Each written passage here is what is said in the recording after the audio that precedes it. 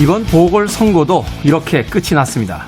매번 선거를 지켜보며 느끼는 것은요, 가장 이기기 힘든 적은 바로 상대 후보가 아니라 과거의 나라는 겁니다. 지난날의 나와 지금의 내가 서로를 밀어내고 부정하면서 누구보다 치열하게 싸워야 하는 거죠. 오늘의 나도 언젠가 과거의 내가 되니까요. 지금의 내가 미래의 나를 가로막지 않도록 훗날 든든한 응원군이 되어줄 오늘의 나를 만드는 것.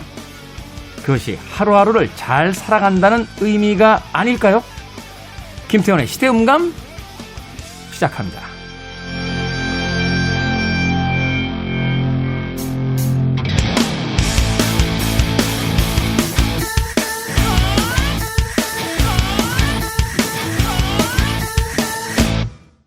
그래도 주말은 온다. 시대를 읽는 음악 감상의 시대음감 김태훈입니다. 자, 서울과 부산에서의 보궐선거가 끝이 났습니다. 자신들이 지지하던 후보가 된 분들에게는 축하를, 또 자신이 지지하던 후보가 되지 않은 분들에게는 다음 선거를 위한 또 각성의 시간이 되지 않을까 하는 생각이 드는군요. 최근에 가장 크게 문제가 되고 있는 사회 문제를 이야기한다면 그건 아마 학폭 혹은 스포츠계에서 있었던 폭력 사태, 이런 것들이 아닐까 하는 생각을 해보게 됩니다. 말하자면 과거의 내가 미래의 나를 일종의 구속한다거나 방해하는 행위가 되지 않았나 하는 생각을 해보게 되는 거죠. 최근에요, 그 중고등학교에 다니는 아이들을 가진 부모들에게 이야기를 들어봤더니 학생들이 과거보다 조금은 더 얌전해지고 학교에서 좀 이렇게 나대던 친구들도 자제하는 분위기가 있더라고 합니다. 왜냐면 이제 언론과 미디어를 통해서 본 거죠. 젊은 날에 철없이 했던 행동들이 그들이 큰 다음에 어떻게 발목을 잡는지. 사실 도덕성이 이제 가장 중요한 경쟁력이 된 시대다 하는 이야기를 하긴 했습니다만, 그것이 이제 미디어를 통해서 실제적인 사건으로 보여줬을 때 아이들에게 오히려 더 큰 교훈이 있지 않나 하는 생각이 듭니다. 사람들은 흔히 지금 현재를 즐기자라는 이야기를 합니다만, 그 현재의 생각 없는 행동들 혹은 말들이 미래의 나의 발목을 잡게 된다면 어쩌면 누군가와 사회와 싸우고 있는 것이 아니라 과거의 나와 지금의 내가 싸우고 있는 것이 아닐까 하는 생각 해보게 됩니다. 생각해보면 저도 참 찌질한, 정말 눈 뜨고 볼 수 없는 그런 중고등학교 시절과 젊은 날들을 보냈는데, 그 과거의 내가 지금의 나에게 무엇이라고 이야기할지, 또 지금의 내가 과거의 나를 보게 되면 어떤 한심스러운 이 탄식을 내비치게 될지 좀 궁금하기도 하면서도 좀 한편으로는 염려되기도 합니다. 자, 지금의 나가 미래의 나에게 든든한 응원군이 될 수 있도록 오늘 하루도 열심히 살아봐야 될 것 같습니다. 자, 김태원의 시대음감, 시대 이슈들 새로운 시선과 음악으로 풀어봅니다. 토요일과 일요일, 일라디오에서는 낮 2시 5분, 밤 10시 5분 하루 2번 방송이 되고요. 한민족 방송에서는 낮 1시 10분 방송이 됩니다. 팟캐스트로는 언제 어디서든 함께 하실 수 있습니다. 자, 과거의 나가 현재의 나를 발목 잡는 것은 좀 안타깝긴 합니다만, 그래도 과거의 내가 젊었었다는 걸 생각하면 그것만큼은 좀 부럽기도 합니다. 펀의 음악으로 갑니다. We are young.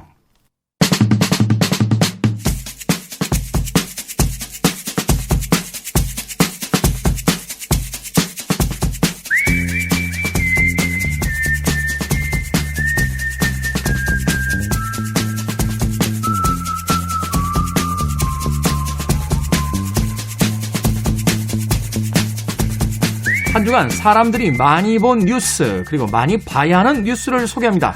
Most and Must. KBS 산업과학부의 오규정 기자 나오셨습니다. 안녕하세요. 안녕하세요. 자, 참고로 지금 저희가 방송 녹음을 하고 있는 시점은 4월 8일 목요일, 현재까지 나온 기사들과 상황을 바탕으로 진행되는 점 양해해 주시길 부탁드리겠습니다.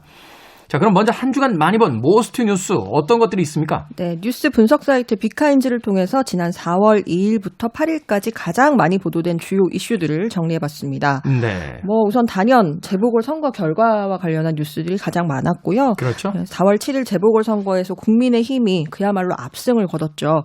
이로써 새로운 서울시장에는 국민의힘 오세훈, 그리고 부산시장에는 박형준 후보가 당선이 됐습니다. 네. 오세훈 후보, 박영선 후보 차이가 많이 났죠? 네, 득표에서? 득표율 차이가 18% 차이로 이 박영선 후보를 눌렀고요. 박형준 후보와 김영춘 후보의 차이는 28%포인트였어요.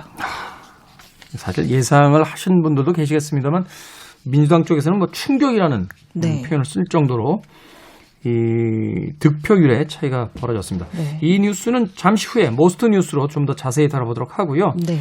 다음 뉴스. 네, 다음 뉴스는 그 노원 세모녀 살해 사건 관련한 건데요. 이 피의자의 신상이 공개가 됐습니다. 네. 지난 5일 경찰이 이 세모녀 살해 혐의로 구속된 25살 김태연의 얼굴과 나이, 이름을 공개했습니다. 경찰은 이게 법적으로 어떤 외부 전문가들과 논의를 해서 신상을 공개할 필요가 있을 때는 있다고 판단이 될 때는 할 수가 있거든요. 근데 경찰은 이 첫째 딸에게 이 김태연이 지속적으로 SNS 메시지를 보내면서 스토킹을 해왔고 또 흉기까지 미리 준비하고 또 이제 조사 결과 뭐 사람 빨리 죽이는 법 이런 것도 검색을 해봤다고 하고요. 그리고 피해자들 급소에 또 치명상을 입히고 뭐 이런 것들을 보면 사전에 범행을 치밀하게 계획한 걸로 보이고 그렇기 때문에 이 신상을 공개할 필요가 있다고 판단한 것으로 보입니다. 참 입에 올리기도 끔찍할 만큼 사건이 좀 그랬습니다. 자, 네. 다음 뉴스. 다음 뉴스는 이제 미국 소식인데요.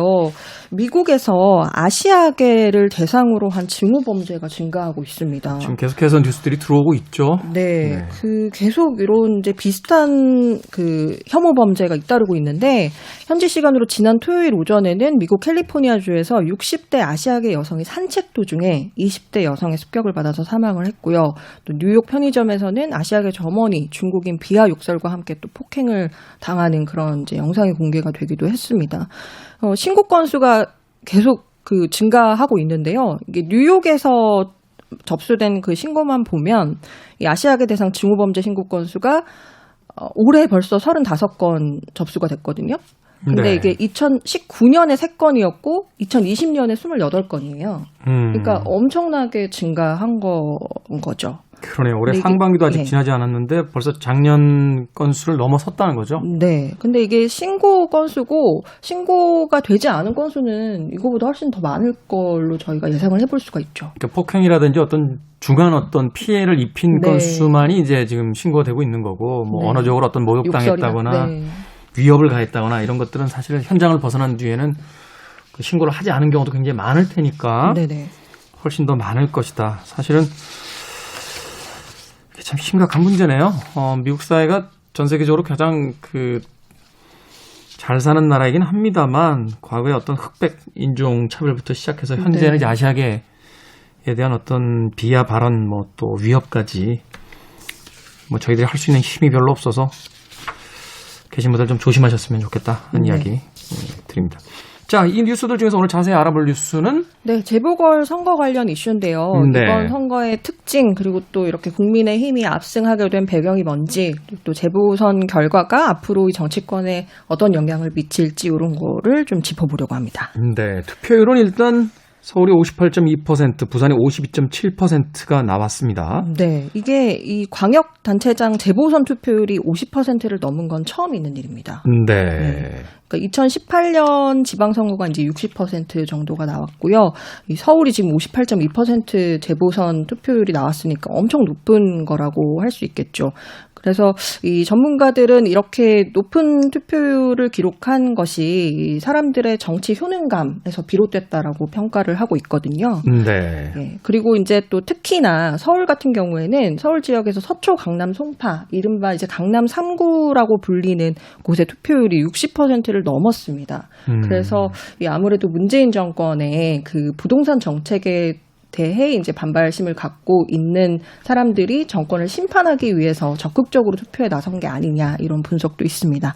그 퍼센테이지도 중요합니다만 지금 25개구 모두에서 오세훈 당선인이 과반 이상을 지금 득표를 했어요. 서울은 네. 사실 야당이 좀 강세인 그 지역이잖아요. 그렇죠. 그런데도 거의가 아니라 이제 모든 곳에서 예.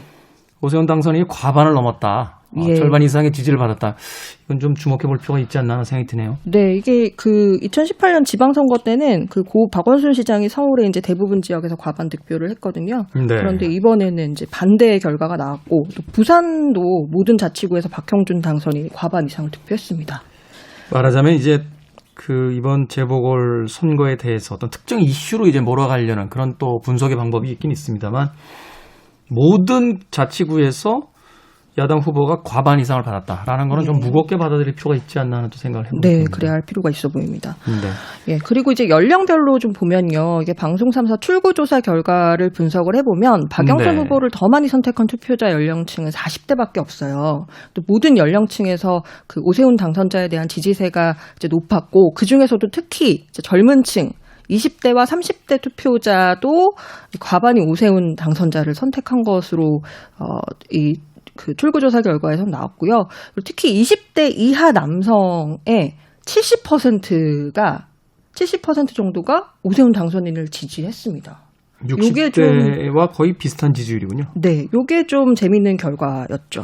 그러니까 젊은 세대들, 특히 20대들은 전통적으로 이제 지금 여당 지지 세력이다 이렇게 생각했던 어떤 그 상식이 무너진 거죠? 네, 그래 보입니다. 그리고 이제 근데 또 어떻게 보면 반대로 생각해보면 20대 이하에서는 여성과 남성의 어떤 그 성대결이 어떻게 보면 이 재보궐 선거에 투영된 게 아니냐라고 분석하는 경우도 있는데요. 이 남성의 대부분은 오세훈 당선인을 지지를 했는데 20대 이하 여성은 또 박영선 후보를 더 지지를 했거든요. 그리고 이들 중에서 15%는 이 무소속과 소수정당에다 또 표를 던졌어요. 무소속과 이제 소수정당 후보들이 이제 여성 이슈들을 가지고 나오는 후보들 굉장히 많았죠. 예, 페미니스트 후보들이 많았기 때문에 이제 그 여성과 남성 어떤 이제 성에 대한 이슈가 이번 선거 결과에 좀 뚜렷하게 드러난 부분이 아닌가 싶습니다. 자, 이 퍼센테이지에 대한 분석을 해주셨는데 이게 이제 선거의 어떤 승패를 가른 그 변곡점. 예. 어떻게 볼 수 있을까요? 이 히스토리를 조금 한번 다시 되짚어봤는데요. 이게 선거 전 초반에는 사실 이제 그 국민의힘이 굉장히 유리한 고지에 있었어요. 왜냐하면 네. 이 안철수 후보와의 단일화 이슈가 선거 관련 이슈를 다 선점을 했었고, 그리고 또 오세훈 후보 같은 경우는 오세훈 당선인 같은 경우는 이제 전직 시장이 이제 10년 만에 다시 재도전한다 뭐 이런 이제 프레임도 있었고요. 그리고 또 금태섭 전 민주당 의원이 민주당에서 실망을 많이 했다라고 하면서 탈당하고 또 오세훈 당선인 선거 캠프로 갔잖아요. 그러면서 이제 중도층까지 섭렵을 하게 되는. 그런데 이제 반면에 박영선 후보는 일찌감치 단일화를 하면서 상대적으로 관심을 못 끌었고, 근데 이제 이때는 그래도 여전히 이 여론 조사를 해보면 오차범위 내에서 이제 접전을 보였었거든요. 네. 근데 그러다가 LH 사태가 터졌죠. 그렇죠.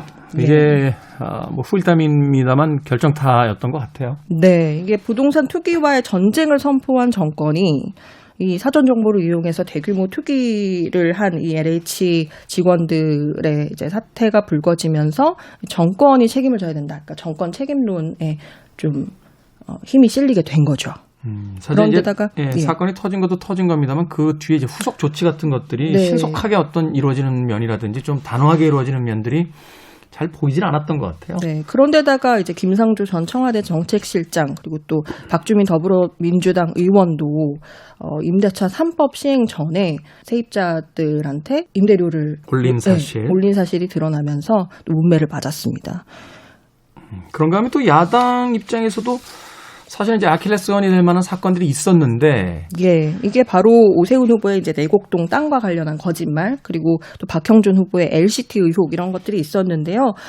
선거 이제 후반에 돼서 이제 민주당이 뭐 이런 이제 후보들의 도덕성을 파고드는 그런 공격을 계속했지만 이 선거 결과를 이제 뒤집기는 좀 역부족이었던 거죠. 그렇군요. 자, 뭐 어찌됐건 승패가 결정이 됐습니다.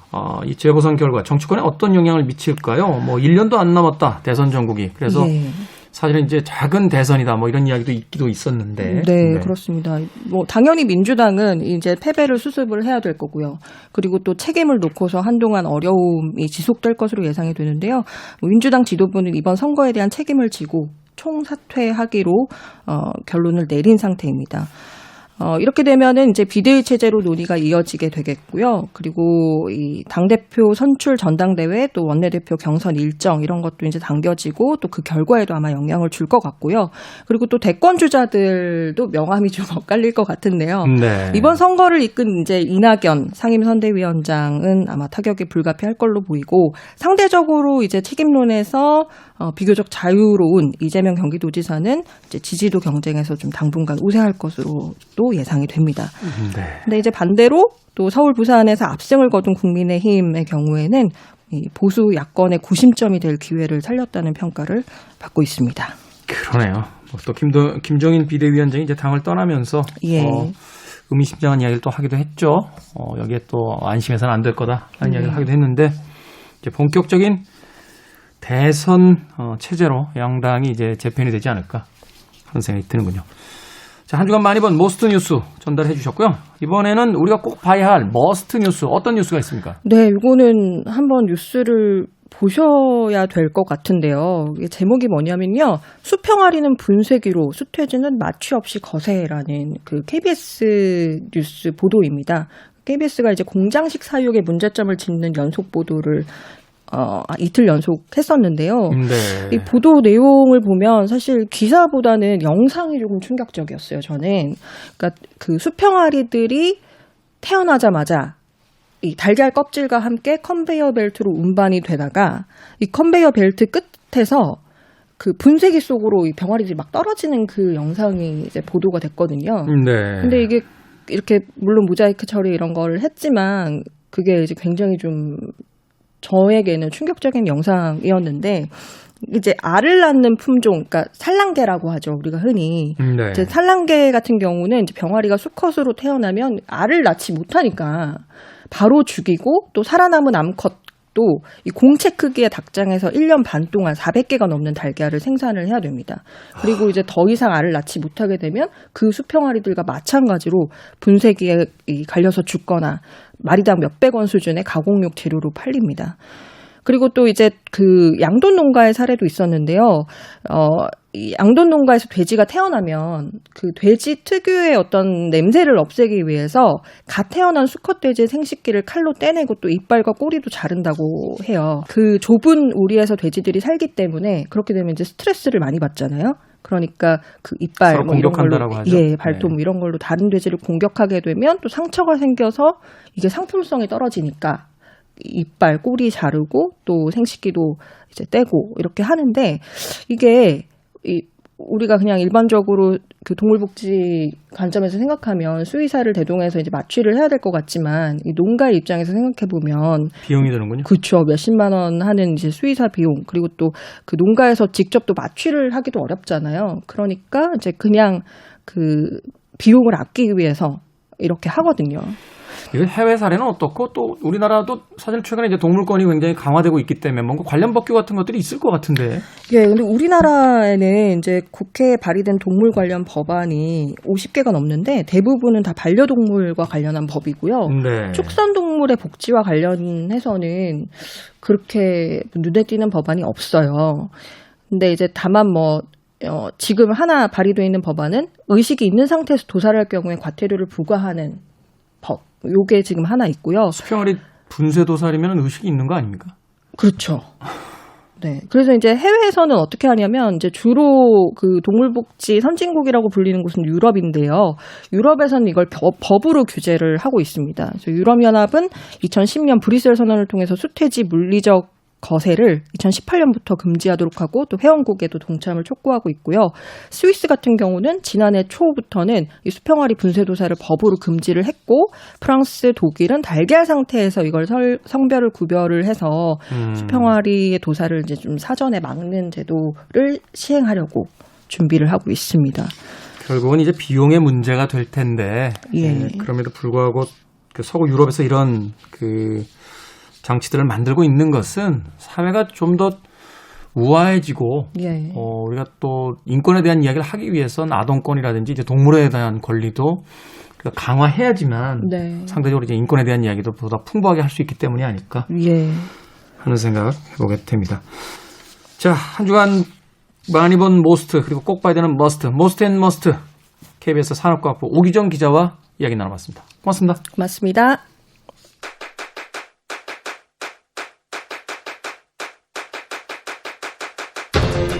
그래도 주말은 온다. 김태원의 시대 음감.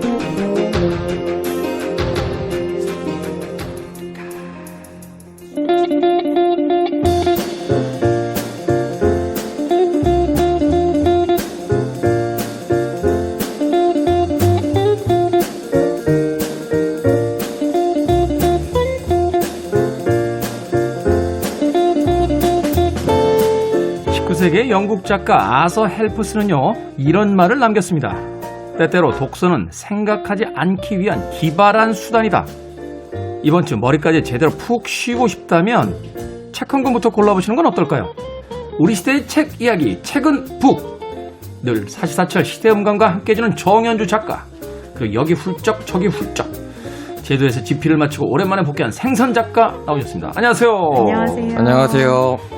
늘 책을 쓸 때 어디론가 떠나는 우리 생선 작가. 네. 돌아온 뒤에 물어보면 쓴 건 없고 그냥 떠났다만 돌아온 경우가 굉장히 많습니다. 이번엔 뭐 좀 쓰셨어요? 초고는 다 썼습니다. 초고. 네. 초고. 네. 어떤 책입니까? 나는 인생을 여자로부터 배웠다라는 주제를 가지고요. 제가 만난 인생에서 만난 여성분들에 대한 책입니다. 그런 건 되게 이제 성공한 예술가들이 그 나의 뮤즈 뭐 이러면서 쓰는 책 아닙니까? 그거는 근데 일단 뭐 책보다는 성공을 먼저 해야 되는 책인 것 같은데.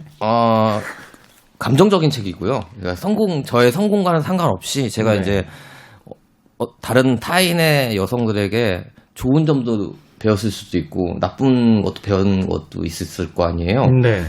나쁜 거 위주로 많이 썼습니다. 그분들에게 허락은 받으셨습니까? 내 이야기. 물론 익명으로 쓰셨겠지만. 익명으로 원래 안 쓰고 다 상대 그 이름을 본명을 밝히려고 했었는데요. 그래서 다 물어봤어요.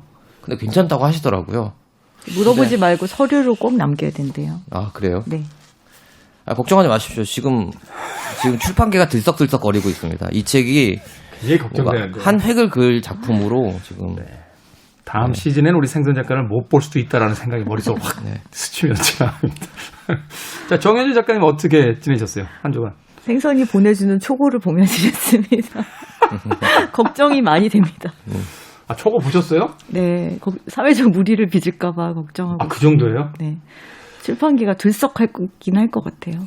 다음 시즌부터는 우리 정현주 작가님과 함께 둘이서 진행하는 거로 기획을 잡아보도록 하겠습니다.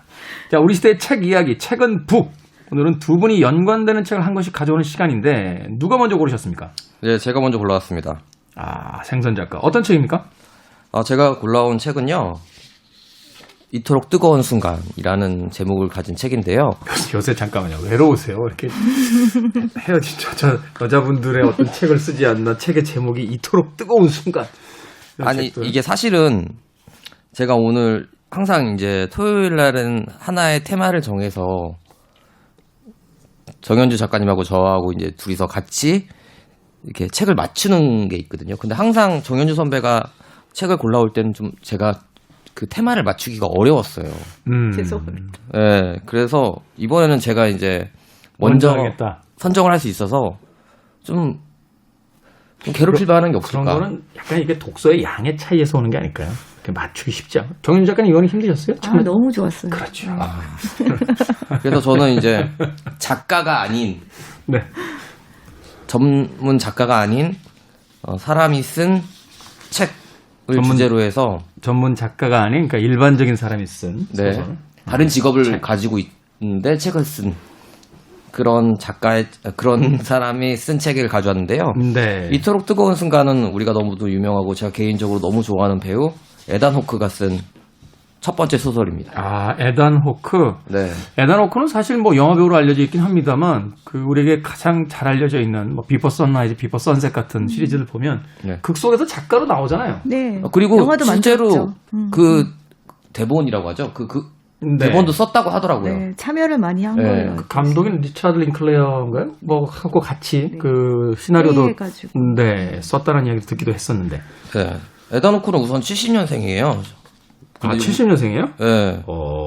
그래서 이제 우리나라로 50이 넘었죠. 근데 진짜 저는 그런 게 있어요. 나이가 들면 어떤 사람처럼 늙고 싶다라는 게 있는데 전 에다노크처럼 늙고 싶어요. 에다노크도 왜 그 작품마다 이미지가 많이 다르잖아요. 비포 선라이즈 1편 때와 이제 3편 때의 에다노크는 완전히 다른 사람이니까. 예, 저는 그 3편 때. 어울려요. 예. 근데 나이가 들면 이제 중력에 의해서 피부나 이런 것들이 아래로 처지게 돼 있잖아요. 중력 방향으로. 네. 근데 멋있어. 에다노크. 주름도 많고 네. 깨지지하게 생겼는데 너무 멋있더라고요. 그래서 제가 입고 있는 옷 스타일도 지금 에다노크 스타일로 화이트와 블랙을 적절히 조합한 그런 옷을 입고 나왔습니다. 작가적이잖아요. 근데 아직까지 이제 생선 작가는 중력의 수직으로 몸들이 커지고 있어서. 저 진짜 배가 장난 아니에요. 이토록 뜨거운 순간은 그냥 정말 사랑하는 데 있어서 가장 하이라이트라고 할 수 있는 가장 사이가 제일 좋았을 때, 핫했을 때의 순간을 그리고 하는 건데, 이 영화에서 이게 영화로도 만들어졌거든요. 네. 그리고 사운드 트랙도 너무 유명한데, 저는 사실 영화로 먼저 접하고 나중에 그 당시까지만 해도 에다노크가 글을 쓰는지 몰랐어요. 이런 재주를 가지고 있는지. 그러다가 우연히 서점에 갔는데 에다노크가 쓴 이 책이 있더라고요. 그래서 읽었는데 그렇군요.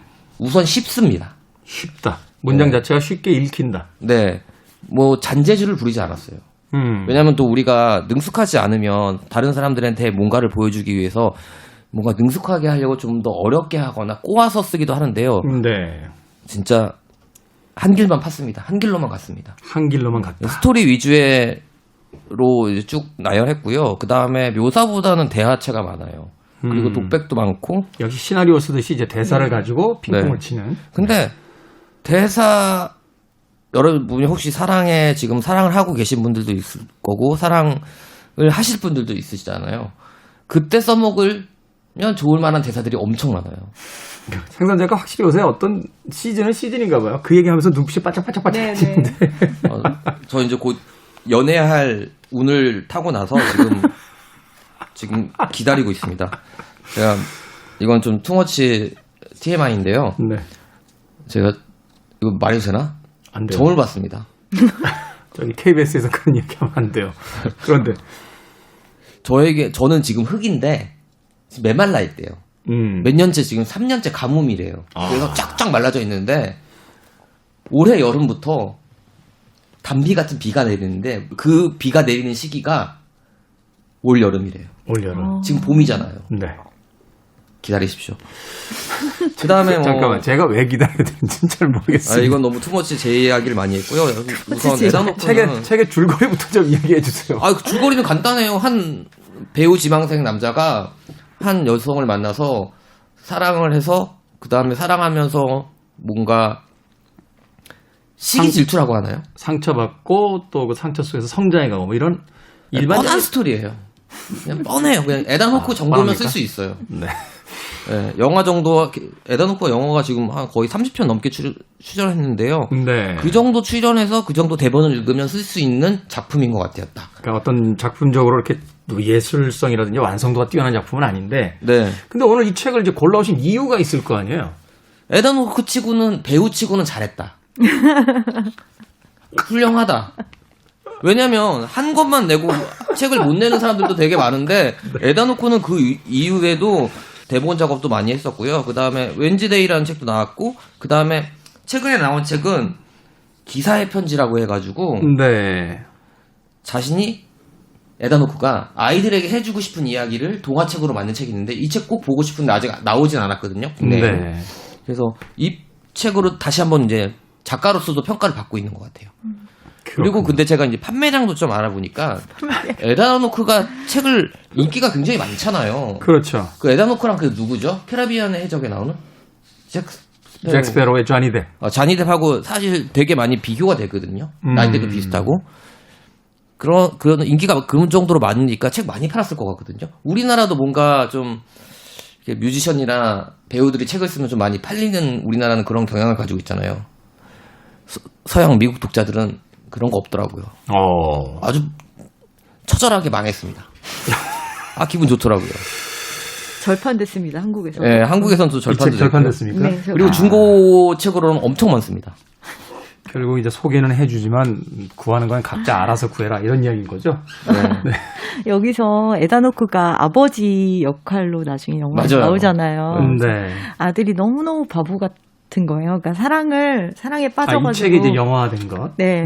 거기서 사랑- 에다노크가 출연을 해요. 자신의 원작 소설의 아버지 아버지로 나오는 역할로 거죠. 네. 나와서 이제 아들이 실현당하고 약간 사랑에도 완전 과몰입하는 20대 초반 아이들. 네. 그래서 헤어지고 나서 너무 이 감정을 주체할 수가 없는 거예요. 나는 왜 이렇게 됐을까? 그래서 엄마 아빠를 원망하기도 하고 막 그러잖아요. 그래서 이제 아버지를 찾아갔는데 엄마랑 아빠랑 이게 좋은 결혼 생활을 하지 못했어요. 그래서 아빠랑 따로 살고 있는데 되게 오랜만에 아빠를 찾아가가지고 막 내가 이렇다 지금 상황이 이러니까 아버지가 명대사 알리죠.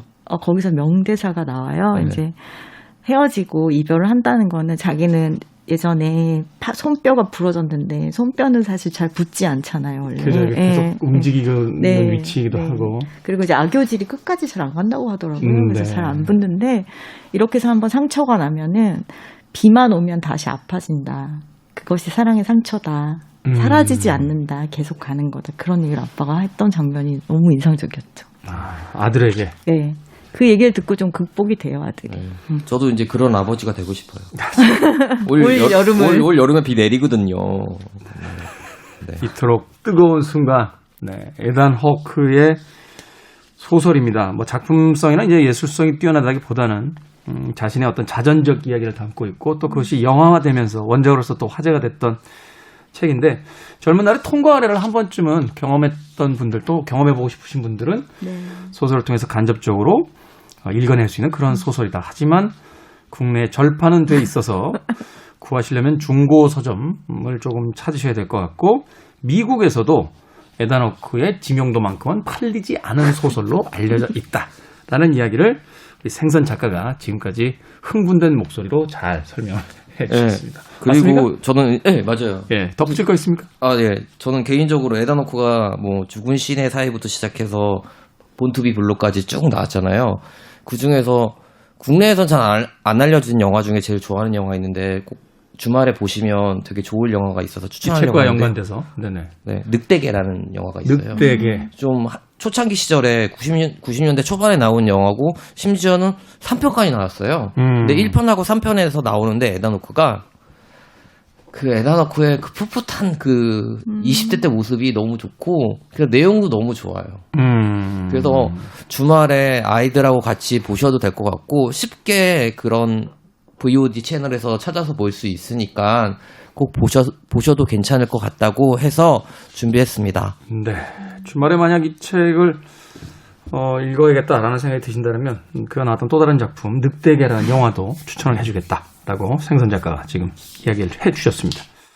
자, 그러면 정현주 작가님은 이 책에 이어서 소개해드릴 책 어떤 책입니까? 네, 저는 그 문자를 딱 받고 이토록 뜨거운 순간 한다. 소설가가 아닌 사람이 쓴 소설가에서 저는 그럼 소설가가 쓴 다른 직업 이야기를 하겠다. 그래서 역시 명민하십니다. 네, 30초 만에 바로 보냈습니다. 역시 30초 만에 명민하십니다. 네. 이 책은 천운영이라고 하는 소설가분이 쓰신 책이고요. 네. 이분이 저희 서점 바로 건너에 있는 식당을 운영하셨어요. 2년 동안. 식당을 운영하셨다고요? 네, 그래서 돈키호테 식탁이라고 해가지고 스페인 음식을 파는 스페인 가정식을 파는 식당이었는데 2년 후에 문을 닫았어요. 지금 현재는 문을 닫은 상태입니다. 네. 그래서 제가 너무 맛있어서 자주 놀러 갔었거든요. 그래서 작가님 책은 언제 쓰세요? 그러니까 책을 어떻게 써요? 식당 하는데.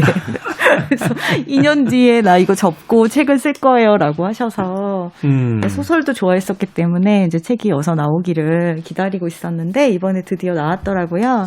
근데 이제 사실 생선 작가한테 물어보고 싶은데 지금 현재 전업 작가잖아요. 그렇죠. 네, 먹고 살기가 어떻습니까? 녹록지 않죠. 눅눅지 않죠. 네. 우리나라의 많은 작가들이 그래서 다른 직업을 갖고 있는 경우들이 많이 있거든요. 사실 뭐 저도 그렇게 시작이 된 거죠. 네. 음악 평론해서 밥 먹고 살기 쉽지 않으니까 네. 뭐 TV도 나오고 막 이랬던 그런 예전 기억이 있는데. 그렇죠. 네네. 그런 상태에 있는 작가들이 많이 있는데 이분은 이제 꼭 그런 것만은 아니고 직업을 이걸 갖게 됐을 때 사람들이 많이 물어봤대요. 도대체 왜 식당을 하는 거냐. 소설 네. 안 쓰고. 그래서 자기는 다른 종류의 근육을 키워보고 싶었다라고 대답을 했다라고 얘기가 나오는데 식당을 시작한 이야기가 너무 마음이 찡해가지고 소개를 좀 드리려고 해요. 이제 이분이 2년 동안 딱 정말 하고 2년 만에 문을 닫는 날의 이야기로 이야기가 시작이 되고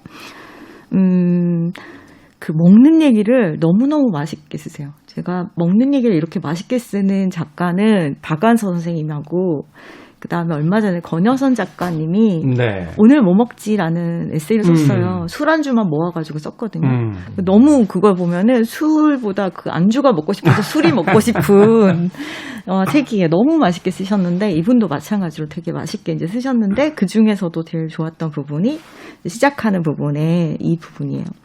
이제 마지막 날에 다들 모아서 이제 엄청나게 큰 파티란 거예요. 마지막 날이니까. 그리고 다들 이제 다 취해서 집에 간 다음에 맨 마지막에 축제의 마지막은 계란 프라이야. 계란 프라이 해먹자. 이러면서 계란 프라이 해먹으면서 이제 헤어지는 장면이에요. 그러면서 모든 게 계란 프라이 때문이었다. 어떤 의미입니까? 그 다음에 이제 얘기가 나오는데 그의 이름은 민. 가끔 내성을 붙여 천민. 천운영 작가니까 천민이라고 부르기도 하던 반려견. 첫 책이 나왔을 때 데려온 아이니 15년을 함께 산 셈이다. 죽음을 염두에 두지 않았다. 늙은 태가 났지만 아직 멀었다 믿었다. 그래서 애가 이제 좀 약간 약해진 상태를 이제 쭉 그려줘요. 그러다가 그래도 걱정하지 않았던 게 내가 비벼준 계란 프라이 사료를 맛있게 먹어 치우는 걸 보면서 나는 얘가 건강하다고 믿었다. 내 손가락에 묻은 노른자까지 쌀싹 핥아서 먹는 걸 보고서 왜 아픈 척하고 그래. 그리고 구박을 하다가 어느 날 외출을 했다 왔어요. 근데 얘가 막 며느리처럼 현관으로 달려 나와서 엄마를 맞이한 다음에 꼬리가 아니라 엉덩이를 격하게 흔들며 반겼다. 그리고 쓰러졌다. 경련이 있었고 몇 번의 헐떡인 끝에 숨을 거두었다. 현관 앞에서 무너졌다. 기다렸구나 내가 오기를. 기를 쓰고 버텼구나 죽지 않으려고. 살아냈구나 내 품에서 죽으려고. 온 힘을 끌어내 죽지 않았구나. 주검으로 엄마를 맞이하지 않으려고. 내가 무서울까봐, 내가 힘들까봐, 내가 아플까봐, 죽음에 임박해서도 그리 맛있게 먹어줬구나. 내가 미안할까봐.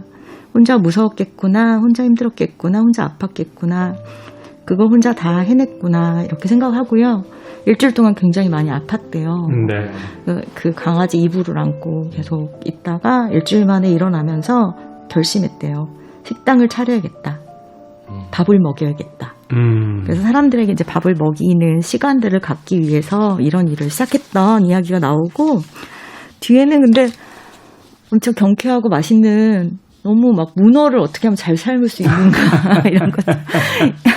이분이 이제 어떤 그 번역어 레지던스 프로그램으로 스페인의 말라가 있잖아요. 네. 말라가에 간 거예요. 말라가 이제 해안 도시니까 너무 맛있는 이제 재료들이 많잖아요. 신선한 재료들이 많고. 네, 그래서 거기서 이제 빠져들어가지고 거기서 음식의 스페인 음식의 맛을 들여서 여러 가지 요리를 거기서 실제로 배운 거예요. 그래서 한국에 와서 이제 그 요리를 하려고 식당을 여는 그런 이야기들이고. 그러다 보니까 이제 스페인의 문어는 진짜 다 보들보들한데 한국의 문어는 너무 딱딱한 거죠.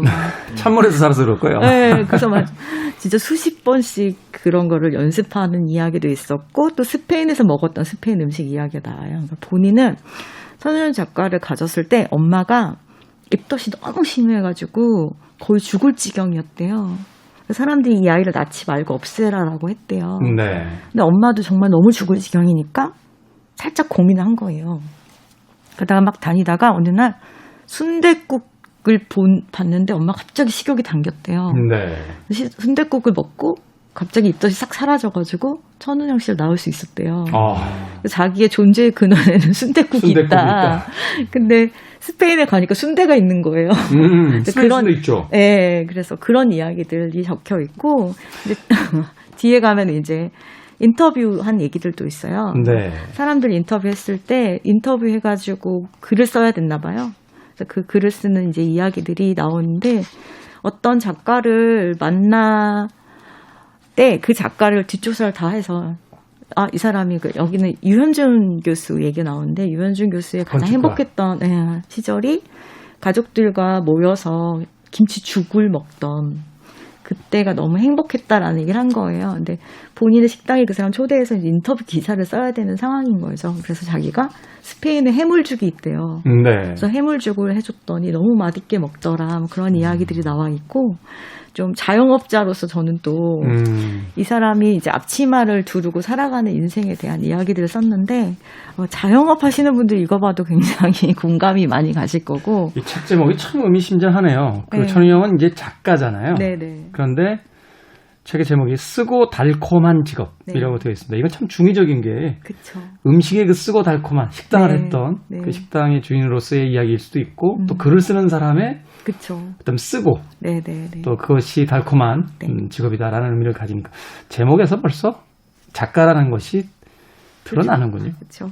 이게 시리즈로 이렇게 있어요. 실패를 사랑하는 직업이라고 얼마 전에 나와서 큰 사랑을 받고 있는 책인데 네. 요조 요조. 뮤지션 요조가 이제 서점을 하고 그런 내용들이 적혀 있어요. 그래서 굉장히 실패할 것이 너무 뻔한 일들에 계속 도전하고 있는 사람의 이야기에서 일하는 여성들의 이야기를 모은 책이에요. 읽는 직업이라는 건 이제 편집자 이야기들이 있고 이런 식으로 영화 만드는 사람 이야기도 있고. 여성들의 직업 이야기. 네. 예, 여성들이라는 한정사만 붙지 않으면 저도 실패를 꽤 한 사람으로서 반권 정도는 쓸 수 있지 않을까 하는 생각이 어떤 얘기 드는데. 쓰실 거예요? 현재 진행 중이라 엔딩이 되면 말씀드리도록 하겠습니다. 천은영 작가의 쓰고 달콤한 직업이라는 산문집. 식당을 했던 자신의 경험과 또 자신의 삶에 대한 부분들을 아주 멋지게 쓴 네. 산문집 소개를 해주셨습니다. 그러네요. 결국 그 사람이 작가였는지 혹은 다른 직업을 가지고 있었는지는 별로 중요한 것이 아니라 우리는 모두 자신의 이야기를 세상에 하고 싶다. 그렇죠. 그런 의미에서 글을 쓰는 순간 모두가 작가가 될 수 있다라고 또 이야기할 수 있지 않나 하는 생각이 네. 드는군요. 제가 어떤 과학자에 관한 책을 봤는데 과학 칼럼니스트 분이 그렇게 쓰셨더라고요. 나는 어렸을 때 우주인이 되고 싶었고 커서는 물리학자가 되고 싶었고 그 다음에 뭐가 되고 싶었고 뭐가 되고 싶었고 뭐가 되고 싶었다 쭉 있고 하지만 나는 그 모든 것에 대해서 쓸 수 있는 작가가 되었다. 자신의 직업에 대한 어떤 대단한 어떤 그 프라이드 같은 그렇죠. 자부심 같은 것들이 느껴집니다. 예전에 도스토옙스키가 그런 이야기를 했다라고 하죠. 사람은 누구나 한 권의 걸작을 쓸 수 있다. 자신의 이야기를 쓰면 되니까 하는 이야기가 그렇죠. 있는데 오늘 가져온 그 두 권의 생선 작가와 정현주 작가가 소개해 주신 두 권의 책이 바로 그런 이야기를 증명하고 있지 않나 하는 생각이 듭니다. 자, 책은 북 생선 작가 그리고 정현주 작가와 함께 에다노크의 이토록 뜨거운 순간 그리고 천은영 작가의 쓰고 달콤한 직업까지 두 권의 책 이야기 나눠봤습니다. 두 분 고맙습니다. 고맙습니다. 네, 고맙습니다. 지금까지 시대음감의 김태훈이었습니다. 오늘 끝곡은 에어 서플라이의 북 오브 러브 들려드리면서 저도 작별 인사합니다. 고맙습니다.